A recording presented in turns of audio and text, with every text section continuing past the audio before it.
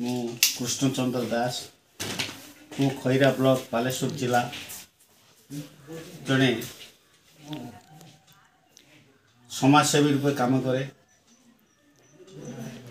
मु राज्य सरकार को अनुरोध करुच्ची ओडिशा राज्य बेसरकारी अध्यापक कर्मचारी संघ आज को 400 दिन रु अधिक काल हम जो आंदोलन चलई से आंदोलन को सरकार कर्णपात करने दरकार। जदिओ मझे आंत मंत्री स्तरीय विभागीय आलोचना सरी एवं सरकार तांको दाबी को मानि नहीं एपर्यंत सरकारी विज्ञप्ति तापर किसी प्रकाश पाऊना। 8 पर जो माने एपर्यंत कार्यरत से मात्र 2-2.5 हजार टंकार जन अध्यापक तार परिवार प्रतिपोषण करवा आज दिन में केते कष्ट से कथा निजे सरकार मध्य सरकार थिबा महान व्यक्ति माने महानुभवतार उपलब्धि कर मोर कह कथा एमान आंदोलन न्यायपूर्ण ताकू सरकार स्वीकार करने संगे संगे कार्य परिणत करंतु सेथिपाई विज्ञप्ति आणतु से माने किछि टंका पांतु। शिक्षा समाजर मुख्य अंग यदि यह नहब जदि अध्यापक माने परवर्ती पदक्षेप स्वरूप स्थान को शिक्षादान पाई न आसती शिक्षा व्यवस्था विपर्यस्त हो तेणु ये मुख्य कार्य मुख्य शिक्षादान कार्य ब्रती रही शिक्षक मानक न्याय दाबी की मना जाऊ से माने तांकर कुटुंब प्रतिपोषण करंतु एवं शिक्षादान करंतु से जो दयनीय अवस्था रे अछंती तांकु मध्य टिके चिंता करा जाऊ से मानकर दुख दूर पाई सरकार खूब शीघ्र एक विज्ञप्ति आनिले मो अंतर सहित बहुत खुशी होती ये सार माने दीर्घ दिन दीर्घ 15-20-18 वर्ष पर किसी पाइबे निजस्व पांठे निज परिवार प्रतिपोषण करेंगे ये जो शांति मु मो मनस्तत्व कहूँ मु बहुत खुशी होती जदि यह हो पारता। तेणु मु ओडिशा सरकार को आउ थे 2008-18 पर्यंत नियुक्ति पाई जो बेसरकारी शिक्षक मानकु नूतन अनुदान नीति प्रणयन करी सेमानकु स्थायी करागले ओडिशार शिक्षा व्यवस्था सुदृढ़ होता। ये बेसरकारी शिक्षक माने सेमानकर तेल लुण संसार को निजे निजे रोजगार मेंटेन कर पारंते। मो सुभाष राउत जिला संयोजक बालेश्वर उड़ीसा राज्य बेसरकारी अध्यापक कर्मचारी संघ। आज आमे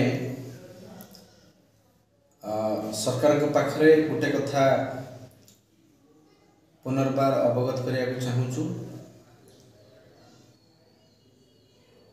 जे सरकार 2008 मसीह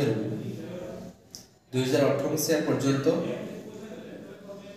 जो अध्यापक कर्मचारी माने निष्ठापर भाव दीर्घ 5 ରୁ 15 वर्ष है कार्यरत अछंती सेमानकु सरकार नूतन अनुदान नीति प्रणयन करी अनुदान दियंतु बोली ये कथा को आमे सरकार के पाखरे बारंबार उपस्थापित करिछु। एथिपाई आमे संघ तरफ 400 दिन ऊर्ध समय धरी आमे आमर दाबी को सरकार के पाखरे उपस्थापित करिछु एवं परवर्ती समय रे सरकार आम सहित विभागीय आलोचना मध्य कले। उच्च शिक्षा विभाग तरफ आमको पळापळा प्रतिश्रुति मिलला एवं सेमानंकर तथाकथित जो कथाटी रुहे सर्वदा जे आमे आपणक कथा को आंतः मंत्रिस्तरीय बैठक करे रखिछु से कथार मध्य परिसमाप्ति घटिछि। आंतः मंत्रिस्तरीय बैठक रे आलोचना मध्य सफल हैला एवं आमको प्रतिश्रुति मध्य मिलिला जे खूब शीघ्र सरकार एक अनुदान नीति प्रणाली करी आपण मान कथा को बुझिबे। किंतु उक्त बैठक रो 2 मास ऊर्ध्व समय बीती जाइथिले मध्य ए पर्यंत सरकार तरफ नूतन अनुदान नीति प्रणयन करी अनुदान देवा पई कौन सी सरकारी विज्ञप्ति प्रकाश पाइला नहीं। जो अध्यापक कर्मचारी माने अछंती से माने 2000 टंका 2000 5000 टंका भितर मैनेजमेंट द्वारा वेतन पाउछंती एवं से माने 5 से 15 वर्ष हला कार्य करि सारलेनी एबे मध्य कार्य करूछंती। तांकर गोटिए दाबी रहिथिला सरकार के पाखरे जे आपण हमको अनुदान परिसरभुक्त करांतु किंतु आमे मर्माहत सरकार सेतिपति दृष्टि देउनाहांती कर्णपात करूनाहांती एवं से देउथबा कथा को मध्य पालन करूनाहांती। प्रति बदल रे विभिन्न योजना करूछंती जहाँ आमे अनुभव करू तार कोनोसी आवश्यकता नथिला ओ जदिओ तार आवश्यकता थिला यह हूँ सठिक समय नुहे। आपण माने जानी छंती जे वर्तमान जो कार्यक्रम चालू अछि बा परिसमाप्ति घटिलानी जे से नुआ को कार्यक्रम हो बा आपनकर साहित्य संस्कृति कार्यक्रम हो आमे ताको स्वागत करूछु एवं आमे 100% सहयोग करके ये कार्यक्रम को सफल मध्य करिछु। किंतु आमे गोटे कथा केवल आमे अध्यापक कर्मचारी माने नुह अभिभावक माने मध्य एथिरे असंतोष प्रकाश करिसंती। दीर्घ 3 रु 4 मास हबो आमे आ पिला को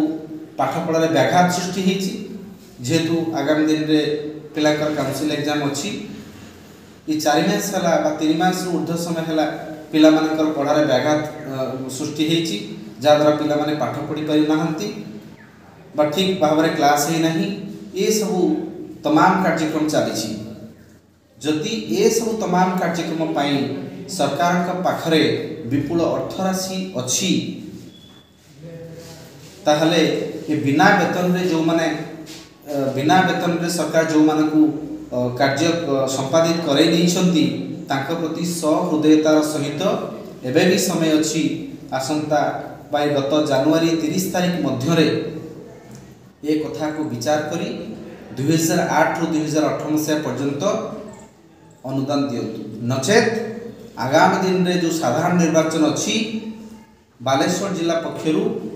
आमे समस्त अध्यापक एवं कर्मचारी माने तत्सहित संघर समग्र ओडिशा रे संघर समस्त सदस्य वृंद ये निर्वाचन रे कोनोसी सरकार को सहयोग करिवे नाही बा निर्वाचन ड्यूटी मध्य आमे करिवु नाही एवं जदि सरकार ये जनवरी 30 तारिख मध्य आमर दाबी पूरण करूनाहांती आमे आगामी दिन रे नूतन पदक्षेप नबू एवं ये आंदोलन को व्यापक करने आमे दिल्ली जंतर मंतर हेड सेठी आमे धारणा देबू।